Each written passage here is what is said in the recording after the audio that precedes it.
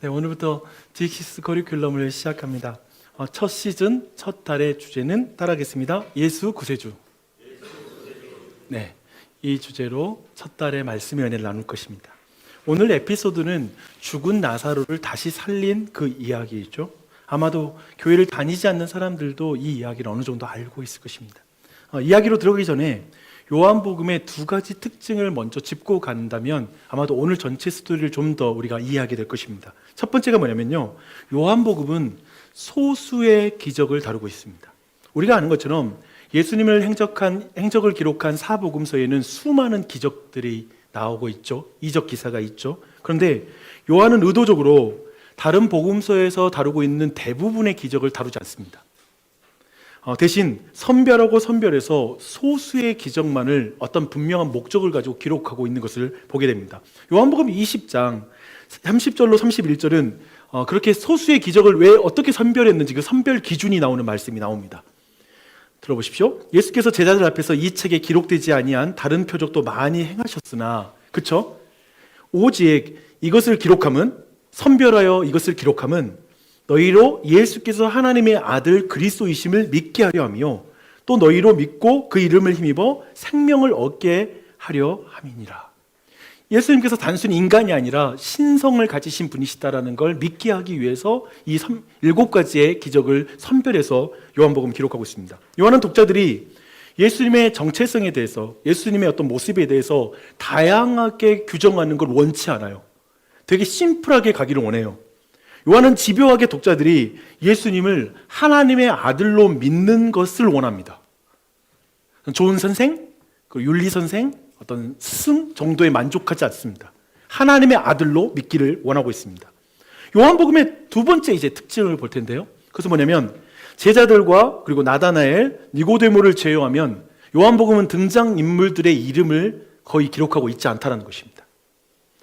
이런 이 두 가지 특징을 고려하면 오늘 말씀의 시작은 매우 의미심장해요. 오늘 말씀이 이렇게 시작합니다. 어떤 병자가 있으니 이는 마리아와 그 자매 마르다의 마을 베다니에 사는 나사로라.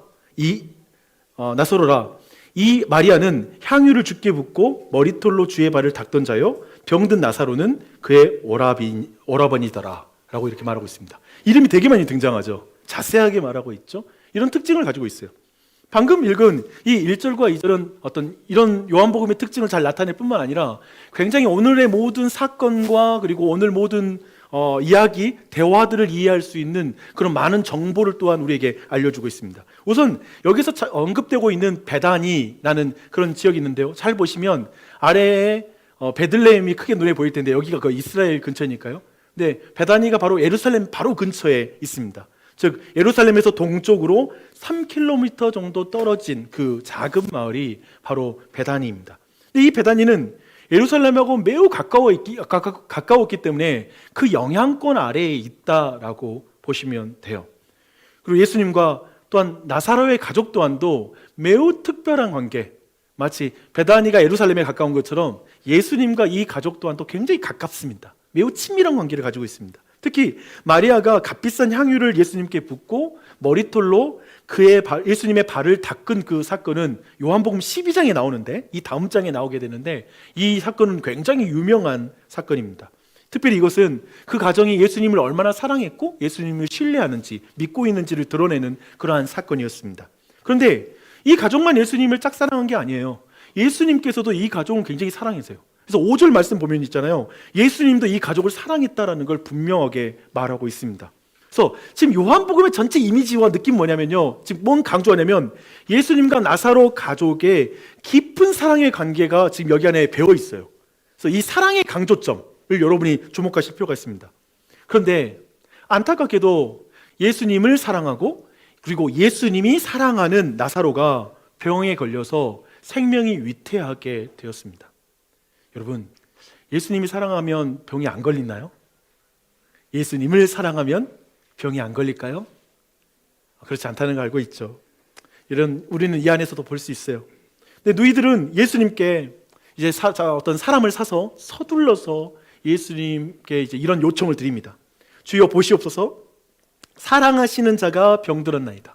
굉장히 잘 알죠. 그냥 사랑받고 있는 사람, 사랑하는 사람 알아채잖아요. 그러니까 예수님도 자신 오빠를 너무나 사랑한다는 걸 잘 알고 있어요. 너희들은 예수님이 나사로를 사랑하는 것과 예수님께 나사로의 질병을 고칠 수 있는 능력이 있음을 믿어요. 그러니까 사랑과 믿음을 가지고 있어요. 그러니까 서둘러 와달라고 이렇게 요청하고 있는 것이죠.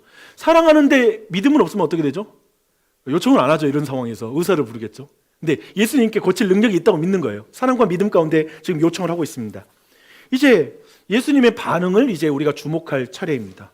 5절과 6절 이제 함께 읽을 텐데요. 제가 먼저 읽을게요. 예수께서 본래 마르다와 그 동생과 나사로를 사랑하시더니, 흐름 좋죠? 그렇죠?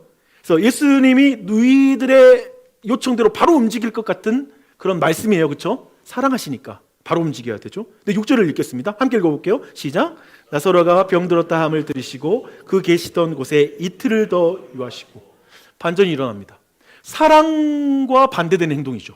그렇죠? 사랑하면 빨리 가야 되는데 그렇지 않고 이틀을 더 유한다라고 말하고 있습니다. 근데 여기 원어에는 나오는데 이 한국어에는 안 나오는 부분이 여기에 관계사가 하나 있습니다. 그러므로라는 관계사가 6절 시작하는 지점이 있거든요.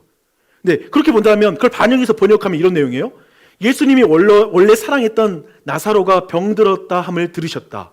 그러므로 예수님이 서둘러 가셨다가 아니라 그러므로 이틀을 더 유하셨다. 그러니까 지금 요한이 의도적으로 굉장히 기록 자체가 지금 사랑과 예수님의 지금 행동이 어울리지 않는다라는 걸 의도적으로 드러내는 지금 기록을 하고 있는 거예요. 그렇죠? 그렇게 지금 보고 있어요. 근데 예수님이 지금 머무시는 곳이 어디냐면요, 세례 요한이 처음으로 세례를 베풀었던 곳이라고 10장에 나와 있습니다.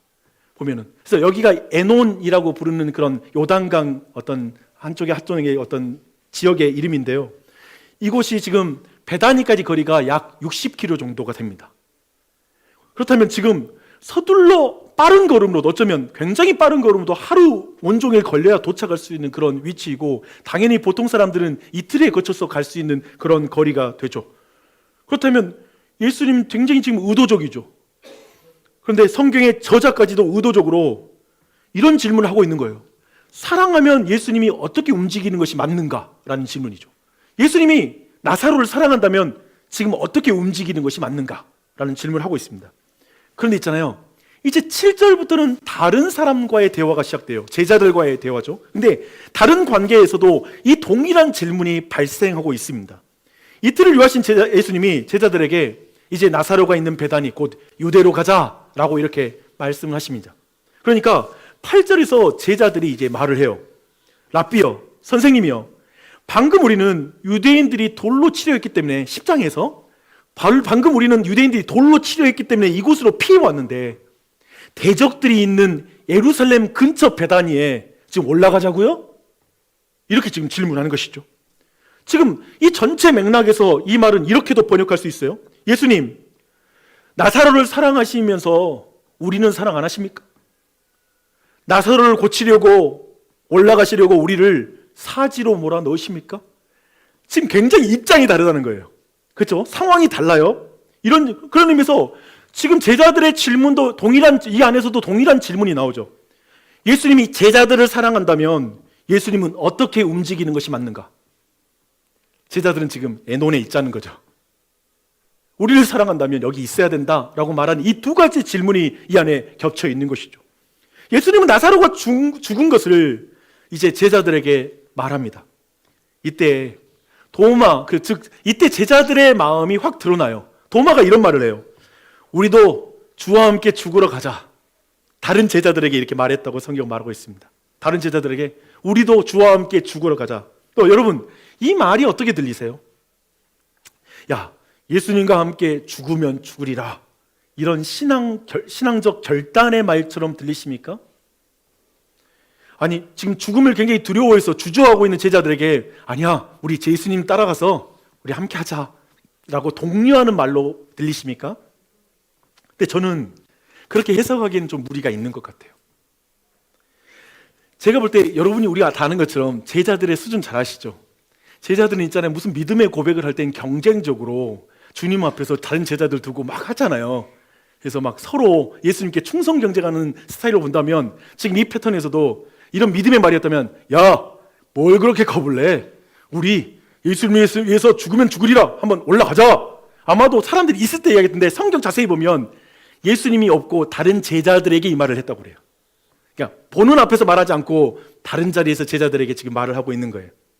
그래서 저는 약간은 그런 뉘앙스, 아마 죽으러 가자, 어떤 이런 느낌이 아니었을까라는 생각이 듭니다. 잘 보십시오. 지금 1절부터 16절까지의 첫 단락을 좀 봤어요. 근데 이 단락에서 여러분 무엇을 확인하십니까? 사랑하면 예수님이 어떻게 움직이는 것이 맞는가에 대한 다른 입장을 우리는 확인하고 있습니다. 또한 예수님은 모든 사람이 예상하는 대로 움직이지 않는다는 것도 확인할 수 있어요. 그러니까 이 두 부류 모두 마리아와 마르다의 요구대로 움직이지도 않고 또 한편에 제자들의 요구대로 예수님이 움직이는 게 아니에요. 예수님은 분명히 나사로 가족을 사랑하시죠. 그러면 당장 가셨어야 되죠. 또 예수님은 분명히 우리가 제자들을 사랑했다는 건 확실해요. 그렇다면 제자들을 사랑한다면 올라가면 안 돼요. 예수님은 그들이 예수님께 기대하는 행동이 무엇인지 굉장히 잘 알고 있습니다. 예수님이 이틀을 유하실 때 제자들은 기뻐했겠죠. 어쩌면 방금 전에 사지에서 우리가 도망쳐 나왔는데 예수님 안 가시려고 하는 거네. 야, 사랑해도 예수님이 좀 판단도 하시는구나. 지금 이 분위기, 이 정치적 흐름의 분위기 다 읽고 계시는구나 하고 속으로 좋아했을 수 있죠. 안 가니까. 근데 이틀 후에 가자고 그래. 그러니까 이제 얼마나 절망감이 있겠어요. 지금 이런 어떤 부분들이 이 안에 본문 안에 있습니다. 결국 예수님은 양자 모두의 실망과 비난을 감수하는 길을 선택합니다. 이틀을 유하시고 올라가. 양자 모두에게 어정쩡하게 욕먹는 자리죠. 그렇죠? 되게 이런 거 싫어. 어정쩡하고 그렇잖아요? 네, 딱 그 상황이에요. 근데 질문해야 돼요. 예수님은 왜 이렇게 행동하실까라는 것이죠. 15절에서 예수님은 사실 이렇게 제자들에게 답해요. 이건 제자들에게 하시는 말씀이에요. 이렇게 말해요. 내가 거기 있지 아니한 것을 너희를 위하여 기뻐하노니 이는 너희로 믿게 하려 함이라. 그러니까 제자들로 하여금 믿게 하기 위해서 지금 이렇게 가고 있다는 걸 알려주고 있습니다. 이제 그에게로 가자라고 말씀하시죠. 그들로, 제자들로 예수님이 하나님의 아들이신 것을 믿게 하기 위해서 지금 이 모든 과정을 이끌어가고 있는 것이죠. 도대체 궁금해요. 도대체 어떤 믿음을 만들려고, 어떤 믿음을 가르치려고 지금 이렇게 하는지 굉장히 궁금해져요. 그래서 이제 다음 단락을 볼 텐데 17절부터 29절까지의 단락을 이제 볼게요. 예수님이 이제 베다니에 도착해서 보니까 나사로는 이미 무덤에 있은 지 이미 4일째였습니다. 이스라엘 지역은 워낙 고온 다습한 곳이라서 고온하고 건조한 지역인데 그런 지역이라서 빨리 하루 안에 이렇게 장례하는 그런 무덤 안에 넣는 그런 것이 있었다고 해요. 그런 의미에서 이미 부패는 시작된 것이죠. 근데 이것은 지금 베다니와 에논의 거리를 감안할 때 지금 위중한 병에 걸렸다라고, 나사로가 위중한 병에 걸렸다라는 그 소식이 예수님께 당도했을 때, 그 사람, 소식을 가져온 사람이 예수님 만났을 때 사실 그 시점에 나사로가 죽었다라는 것을 의미합니다. 아니면 그 근방에서 죽었던지. 그러니까 사흘째니까 오는데 하루 이상 걸렸고, 그리고 지금 이틀 유했고, 예수님이 또 오시는데 하루 이상의 시간이 걸렸으니까 사실 오는 시점에는 이미 처음에 소식 가져왔을 때 이미 나사로는 죽었던 것이죠. 하지만 또 한편에 또 다른 내용들은 뭐냐면 마르다와 마리아를 위로하기 위해서 예루살렘에서 많은 유대인들이 또한 조문하러 와 있다는 걸 보게 됩니다. 하지만 마리아와 마르다가 정말 기다렸던 분이 누구겠어요? 어떤 조문객보다 예수님을 정말 기다렸을 것입니다. 이제 예수님이 마을 변두리에서 더 이상 마을에 들어가지 않고 그곳에 오셨다는 소리가 들립니다. 마르다가 이제 뛰쳐나가서 예수님을 맞이해요. 근데 한 가지 여기서 여러분 좀 관찰할 거 뭐냐면 나중에 마르다가 마리아에게 가서 조용히 예수님이 널 보자고 그래라고 말하거든요. 무슨 이 분위기가 뭐냐면 지금 유대 사회에서 예수님의 위치가 굉장히 위험한 거예요. 예수님의 위치가 발각되면 지금 그 분위기를 다 읽고 있는 거예요. 지금 분위기가. 그래서 사실 이때도 조용히 두 사람 모두가 잔칫집을 비우는 게 아니라 한 사람만 조용히 지금 빠져나와서 예수님 만나러 나온 거예요. 지금 이 분위기 읽혀지시죠? 이렇게 나와서 예수님을 만나요. 마르다는 예수님을 보자마자 마음에 너무나 꼭 하고 싶었던 말을 제일 먼저 하죠. 그쵸? 우리는 가장 먼저 누구를 만나면 제일 먼저 하고 싶었던 말을 하게 돼요. 근데 그 말이 뭐냐면 주께서 여기 계셨더라면 내 오라버니가 죽지 않았을 거예요 라는 말입니다. 이 말은 이후 마리아가 처음으로 했던 말과 동일해요. 이 두 여인에게 그 마음, 두 동생에게는 그 마음이 있어. 예수님이 여기 계셨더라면 우리 오빠 죽지 않았을 텐데 라는 마음이죠. 이 한마디에는 예수님에 대한 마리아와 마르다의 그 믿음이 분명히 거기 안에 담겨 있고요, 또 한편에 실망감도 담겨 있는 말이라 생각이 됩니다. 예수님은 나사로의 병을 고칠 수 있는 권능의 분이신 거죠. 그래서 그분이 계셨다면 절대 오빠는 죽지 않았을 거야 라고 믿는 것이죠. 하지만 예수님을 병을 치료할 수 있는 분이라고 분명하게 믿었기 때문에 예수님이 오라버니가 죽기 전에 도착하지 않은 것에 대한 안타까움과 실망감이 그들에게 있다라는 것 또한 부정할 수 없습니다. 그게 가치가요. 믿음을 가지고 있고 사랑하기에 더 이해할 수 없는 상처로 남는 일들이 있어요. 이따 내가 나누겠지만 신앙생활에 필연적으로 우리 모두에게 남는 상처들이에요. 여러분이 하나님을 전능자로 그리고 우리를 사랑하시는 분을 믿는다면 우리는 이 세상을 살아가는 내내 어떤 우리의 마음에 상처가 남게 돼요. 살아가는데 왜? 라는 질문이 생기는 것이죠. 그러나 넘어가고, 그러나 여전히 마르다는 이 상황에서 이제 마음을 추스리고, 그러나 예수님에 대해서 여전히 그가 신뢰하고 있고 사랑한다라는 걸 이 질문을 통해서 드러내고 있습니다. 이제라도 주께서 무엇이든지 하나님께 구하시는 것을 하나님이 주실 줄로 믿습니다. 압니다. 라고 이렇게 말하고 있어요. 여전히 예수님을 사랑하고 신뢰해요. 상처는 있지만. 그래서 마르다는 예수님과 하나님의 특별한 관계를 지금 굉장히 잘 알아요. 예수님이 말씀하시면 무엇이든지 하나님이 들어주신다. 이 관계를 알고 있는 거예요. 그래서 당대에 어쩌면 장례와 관련된 기도를 랍비들이 늘 해오니까 장례식장에서 어쩌면 그런 기도를 해주시기를 요청하는 그런 기도를 드린 것으로 보입니다. 그런데 예수님은 마르다의 기대를 좀 넘어선 말을 하게 돼요. 이제부터는 계속 마르다의 기대를 막 넘어선 말을 해요. 첫 번째는 뭐냐면 내 오라버니가 다시 살아나리라 라고 말씀하십니다. 아니, 마르다는 예수님이 무엇을 하시는지 다 믿는다고 했죠. 그렇죠? 무엇을 구하는지 하나님 다 들어줄 걸 믿어. 예수님 무엇이든지 하실 수 있다는 걸 믿어요. 하지만 지금 내 오라버니가 다시 살아나리라 라는 이 말씀은 너무 비현실적으로 그것을 느낀 나머지 이제 미래에 있을 일로 해석합니다. 그래서 이렇게 말하죠. 네, 마지막 부활 때 다시 살아날 줄을 내가 믿습니다. 이건 최선이죠. 그렇죠? 마르다의 믿음 대단하지 않아요? 생각해 보세요. 인간에게 죽음이라는 그 경계는 건너가면 다시 돌아올 수 없는 것이 경계예요. 누구도 그런 적이 없어요.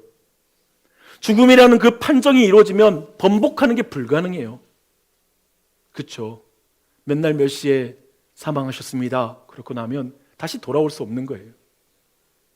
마르다는 인류의 경험 안에서 지금 예수님이 하실 수 있는 최대치에 대한 믿음을 보여주죠.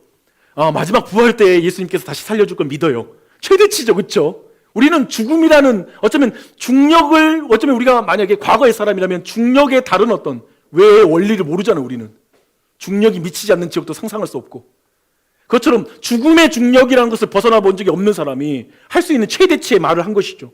그런데 예수님은 또 그 경계를 넘어서는 말씀 또 해요. 예수님이 뭐라고 하시냐면 나는 부활이요 생명이니 나를 믿는 자는 죽어도 살겠고 무릇 살아서 나를 믿는 자는 영원히 죽지 아니하리라. 이것을 내가 믿느냐? 라고 물으십니다. 마르다가 대답합니다. 주여 그러하이다. 주는 그리스도시요 세상에 오시는 하나님의 아들이신 것을 내가 믿습니다. 라고 이렇게 대답을 합니다. 전 이 안에 너무나 많은 하고 싶은 부분들, 묵상할 수 있는 내용이 너무나 많다고 생각해요. 하지만 한 가지만 잠깐 주목했으면 좋겠어요. 예수님은 마르다가 지금 예수님에 대해서 생각하고 싶은 대로 믿고 싶은 대로 내버려 두지를 않습니다. 그냥 가만히 안 놔둬요. 예수님은 마르다가 예수님이 소개하는 예수님을 믿기를 원하세요. 집요합니다. 예수님에 대해서 오해하는 걸 참을 수가 없어 하셔요. 이것은 우리에게 동일하게 적용되는데 예수님은 우리가 예수님 오해하는 거 싫어하세요. 그래서 예수님이 자신을 소개하는 대로 우리가 믿기를 원하십니다. 예수님은 마르다가 자신을 죽음 안에 갇힌 분이 아니라 죽음을 이기신 분이라는 걸 믿기를 원하십니다.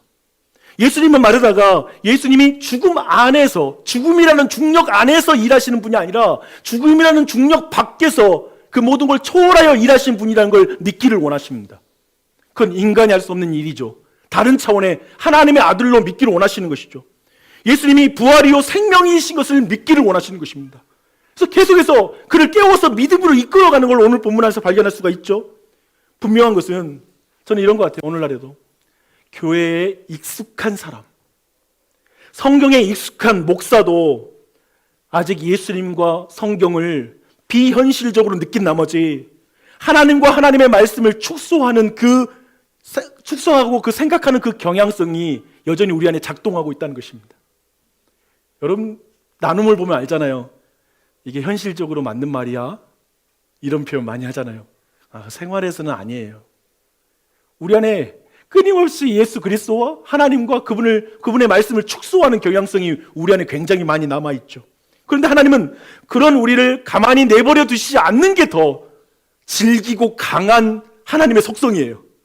내 속성도 만만치 않은데 하나님의 속성, 우리가 하나님을 우리가 생각하는 방식으로 생각하지 않고 그분이 소개하는 방식으로 믿기 원하시는 그 하나님의 열심과 열정과 끈질김은 더 강한 것이죠. 오늘 본문 안에 드러나요. 오늘도 우리의 믿음을 묻고 있고 그런 의미에서 다시 믿음을 일으키기 원하시는 그 하나님을 주목하십시오. 제발 내가 지금 믿고 있고 이제까지 믿어왔고 생각해 왔던 것에 갇히지 마세요. 예수님 더 우리에게 뭔가를 알려주기를 원하세요. 그 부분이죠. 이제 마지막 단락 30절부터 44절까지의 단락을 보도록 하겠습니다. 이제 마르다를 만난 예수님은 마르다가 우는 것과 또 함께 온 유대인들이 우는 것을 보시고 성경은 심령에 비통히 여기시고 불쌍히 여기셨다라고 이렇게 말하고 있습니다. 예수님은 지금 두 가지 감정을 드러내고 있습니다. 비통함과 그리고 불쌍히 여기는 마음입니다. 이 두 가지 감정이 이 안에 드러나고 있어요. 우선 비통함은 성경적으로 원어적 의미는 창자가 끊어지는 듯한 고통, 그리고 영혼이 흔들리는 고통. 그래서 이것을 우리 사자성어로 말하면 혼비백산이라는 표현을 써도 될 것 같습니다. 그 정도로 고통스러운 거예요. 이것은 또 한편에 원어적 의미는 또 한편에 분노와 섞인 슬픔의 감정이기 때문에 제가 볼 때 이거의 번역은 뭐냐면 비통함보다는 통분함이라고 표현하는 것도 굉장히 정확한 번역이 될 것 같습니다. 예수님이 통분히 여기십니다. 무엇을 향해서 통분히 여기시죠? 그것은 뭐냐면 죄와 사망의 권세에 대해서 통분하십니다. 자기가 사랑하는 하나님의 사람들, 그 자녀들을 울게 만드는, 비참하게 만드는 죄와 사망의 권세에 대해서 막 분노가 일어나는 거죠. 어떻게 내 자식들을 저렇게 만들어? 죄와 사망에 대한 화가 나시는 것이죠. 슬픈 것이죠. 죽음과 사망은 원래 하나님이 사람을 지을 때 사람에게 준 게 아니었거든요. 그래서 죄와 사망을 향해 분통함을 느끼신 그 예수님은 이제 죽음 앞에 눈물을 흘리는 마리아를 보며 그리고 주변에서 곡하고 눈물을 흘리는 사람들을 보며 이제 두 번째 감정, 불쌍히 여기는 마음을 가지십니다. 구주 예수님은 죽음 앞에 무력한 인생에 대한 불쌍함을 느끼시는 분이십니다. 그리고 예수님은 나사로의 무덤 앞에서 드디어 눈물을 흘리십니다. 성경에 예수님이 눈물을 흘리는 장면은 많지 않거든요. 근데 예수님이 눈물을 흘리세요. 근데 그 무덤이란 게 뭔가요? 인생들이 바꿀 수 없는 죽음의 비참함이 적나라하게 드러나는 장소이죠. 어제까지 그렇게 피부가 고왔는데 그 다음날 그 무덤이란 장소는 그 피부가 부패하기 시작하고 색을 잃어버리게 되고 원래 그 아름다움을 다 잃어버리는 장소가 바로 무덤이죠. 썩은 냄새가 진동하고 부패하기가 시작하는 곳. 비참함이죠. 죽음의 비참함이죠. 예수님은 죽음의 비참함 앞에서 눈물을 흘리세요. 잘 보십시오. 아까 말씀드렸죠. 요한복음은 예수님의 신성, 곧 하나님의 아들이심을 드러내는 것에 초점을 맞춘다고요. 근데 눈물이라는 것은 신에게 가장 어울리지 않는, 전지하고 전능하고 사랑이 많으신 그 하나님께 가장 어울리지 않는 게 눈물이라고 생각이 들어요. 그렇지 않아요? 그 눈물을 예수님이 흘리십니다. 신의 눈물, 전능자의 눈물에서 저는 여기에서 굉장히 많은 질문이 생기더라고요. 수많은 질문이 여기에서 발생해요. 놀랍게도 요한은 눈물을 흘리시는 예수님을 보는 유대인들을 통해서 독자들을 대신해서 그 질문을 대신해주고 있습니다. 기가 막히죠. 독자들의 엇갈린 감정이 그 눈물을 흘리신 예수님을 보면서 엇갈린 감정들이 막 나와요. 그들의 말은 이런 말이에요. 보라, 예수님이 나사로를 얼마나 사랑했으면 저렇게 눈물을 흘릴까? 또 다르게, 아니, 나사로를 그렇게 사랑했다면 애초에 병에 걸리지 않게 만들었어야지. 아니면 죽기 전에 병을 고쳐줬어야 되지. 사랑했다면 말이야. 병을 고치는 능력이 있었으면 나사로를 죽지 않게 했어야지. 정말 사랑한 게 맞을까? 예수님 정말 능력이 전능한 분 맞아? 이제 다른 편에 그런 이야기가 나오는 것이죠. 근데 이 질문이 정확하게 우리가 처음에 보았던 제자들과 마르다와 마리아가 가진 그 질문과 정확하게 일치한 거예요. 변주예요. 뭐예요? 예수님이 나사로를 사랑하시면 예수님은 어떻게 움직이는 것이 맞는가? 예수님이 제자들을 사랑한다면 어떻게 움직이는 것이 맞는가? 라는 질문의 변주이죠. 예수님이 사람들을 사랑한다면 어떻게 움직여야 되시는가? 우리는 사랑하면 이렇게 생각해요. 이건 근본적으로 굉장히 중요한 질문인데, 사랑과 능력, 질병과 죽음의 관계에 대한 질문입니다. 사랑하면 질병에 걸리면 안 되지. 그분이 능력이 많은 분이라면 죽지 않게 해 주셔야지 라고 생각하는 그 연결이죠. 그래서 우리는 사랑하면 눈물을 흘리게 하지 않는다라는 생각을 해요. 그렇죠? 결혼할 때 우리는 그렇게 말하죠. 당신 눈에 눈물을 흘리지 않게 할게. 사랑하니까. 그리고 우리 모두 내가 능력 있는 남편이 되고 싶고 가장이 되고 싶어요. 왜냐하면 눈물을 흘리는 일이 없도록, 서러워서 눈물을 흘리고 싶지 않으니까 그걸 지켜주고 싶은 거. 그러니까 우리는 능력과 사랑하면 눈물과는 상관없다는 거예요. 그것을 상상하지 않아요. 그래서 우리는 신의 눈물, 지금 예수 그리스도의 눈물, 전능자의 눈물이 잘 이해가 되지 않습니다.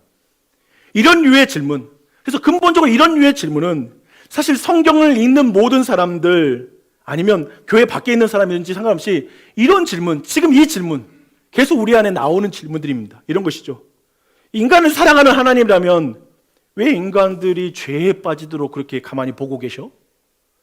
아니, 애초에 인간을, 하나님이 전능자라면 인간을 좀 강하게 만들어서 죄의 유혹도 그냥 넘어가고 이기게 하게 하셔야지. 죄의 유혹에 넘어가서 그렇게 죽게 됐는데 왜 그렇게 내버려 보셔? 우리가 가진 질문입니다. 사랑하면 그렇게 하면 안 돼. 능력이 있다면 그렇게 하면 안 된다는 논리죠. 그래서 제가 볼 때 이 자리에 계신 분 중에 기독교 신앙에 들어오는 걸 주저하는 이유, 기독교 신앙을 가진 이후에도 우리는 이 질문을 멈출 수 없어요. 우리 안에 이 질문은 계속돼요. 아니, 하나님이 자기 아들을 죄인을 위해서 대신 죽일 정도로 사람을 사랑하신다면서, 그런데 왜 이 질병이 우리 아이들에게 생기냐고, 왜 내가 사랑하는 저 사람을 데려가시냐고, 이 질문이 해결이 안 된다고요. 이 질문 앞에 계속 설 수밖에 없는 거예요. 그래서 우리는 전능하신 하나님, 사랑이신 하나님을 믿기 때문에 질병과 죽음이라는 그 현실이 고통스럽습니다. 혼비백산하죠. 어떻게 이해해야 될지 모르는 거예요.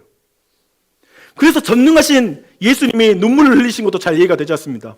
더하여서 지금 예수님은 이제 곧 나사로를 다시 살리실 걸 알거든요. 그러니까 지금 예수님 시점에서 예수님이 나사로가 다시 살아나는 걸 알고 있어요.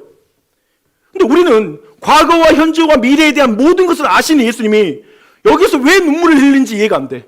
여러분 생각해봐요. 내가 이 사람 곧 살아날 거 알아. 웃지 속으로. 눈물을 흘리진 않아요. 왜 예수님은 눈물을 흘리시는가? 우리에게 전지하신 하나님과 눈물도 도저히 연결이 되지 않습니다. 굉장한 주제죠. 그래서 이 사건을 보는 우리는 엇갈린 감정과 엇갈린 질문을 할 수밖에 없는 거예요. 그런데 예수님은 저 유대인들의 말을 듣고 나서 어떠시냐면 이 엇갈린 감정과 엇갈린 질문을 들으시면서 다시 속으로 비통히 여기십니다. 창자가 끊어지는 것 같은 고통을 느껴요. 여러분, 우리의 말이 예수님을 정말 아프게 할 수 있어요. 예수님은 사람들의 불신앙을 통분히 여겨요. 여러분, 여기서 한 가지를 꼭 기억하셔야 됩니다. 유한한 우리의 예수님에 대한 판단이 그분을 슬프게 할 수 있다는 사실입니다. 이것을 놓치지 마십시오. 이제까지 내용 정리할게요. 우리는 제자들, 마르다와 마리아, 유대인들이 모두 예수님이 병을 고칠 능력이 있고 예수님이 사랑이시라면 예수님이 어떻게 움직이는 것이 맞는가에 대한 질문을 하고 있음을 우리는 살펴봤습니다. 사실상 그들 모두의 질문은 동일하다라는 것이죠. 그들 모두는 사랑하고 능력이 있다면 사랑하는 사람이 죽음 근처에도 가게 해서는 안 된다라고 판단하고 있죠. 이 전제를 가지고 있어요. 그래서 그들에게 가장 좋은 것은 죽지 않는 것입니다. 그리고 최악은 죽는 것입니다. 그런데 예수님은 자꾸 그들을 죽음으로 밀어넣습니다. 이 차이가 우리 인생 내내 있습니다. 그러니 모두가 예수님의 사랑을 의심할 수밖에 없어요. 이 상황에서 모두가 예수님 사랑을 의심하고 예수님의 능력을 의심할 수밖에 없는 상황입니다. 그 절정이 무덤을 막은 돌을 옮기라는 그 장면에 딱 드러납니다. 그러자 마르다가 뛰어들어서 예수님을 딱 막아섭니다. 분명 마르다는 아까 말했대 예수님 메시아인 걸 믿는다고 했거든요. 그런데 실제로 썩은 냄새가 나는 죽음의 현실을 막닥뜨리면 그 믿음이 녹아내립니다. 우리 중 누구도, 저도 그래요. 그런 생각이 들어요. 내가 믿음 대단하다고요? 아니요. 어떤 특정한 상황에 내가 들어가면 내 믿음 다 녹아질 수 있다고요. 그 상황을 적나라하게 드러내요. 과거에 주는 그리스도시요 살아계신 하나님의 아들이십니다 라고 고백했던 베드로가 예수님을 막아선 것처럼 마르다가 예수님을 막아서고 있습니다. 예수님은 그런 마르다에게 이렇게 말씀하십니다. 내 말이 내가 믿으면 하나님의 영광을 보리라 하지 아니하였느냐? 내가 나를 믿느냐? 믿음을 요구하십니다. 그리고 큰 소리로 명령하십니다. 나사로야, 나오라! 나사로가 살아납니다. 예수님은, 저는 이 외침을 듣는데 예수님이 지금 모든 인류에게, 오늘 우리 교회에게 이렇게 선포하시는구나라는 생각이 들어요. 모든 사람에게 필요한 것은 질병을 피하거나 죽음을 늦추는 것이 아니라 부활이요 생명이신 예수 그리스도가 필요하다. 아멘. 우리에겐 그분이 필요합니다. 최근에 저희 신대원 동기 목사님의 사모님이 소천하셨습니다. 갑자기 심장 경색이 와서 남편의 눈앞에서 아내가 쓰러져서 며칠을 버티다가 이제 40세 사모님께서 소천하셨습니다. 제가 되게 종종 연락하면서 되게 가까웠던 목사님과 사모님이라서 너무나 마음이 아팠습니다. 이제 합신 31기에 저희 동기들이 가서 위로 예배를 드리기로 하고 올라가는 기차 안에서 연락을 받았어요. 오늘 위로 예배에서 좀 저한테 대표 기도를 해달라는 부탁을 받았습니다. 근데 그 있잖아요. 어떤 장례식들은 가면 어떻게 위로해야 될지 그냥 암담한 그런 장례식이 있고 이거 어떻게 기도해야 되나 싶은 장례식이 있는데 그런 장례식이었어요. 근데 그때 오늘 본문 말씀 묵상하면서 기도를 준비했습니다. 이런 기도를 한번, 그 기도 가운데 이런 기도문을 썼어요.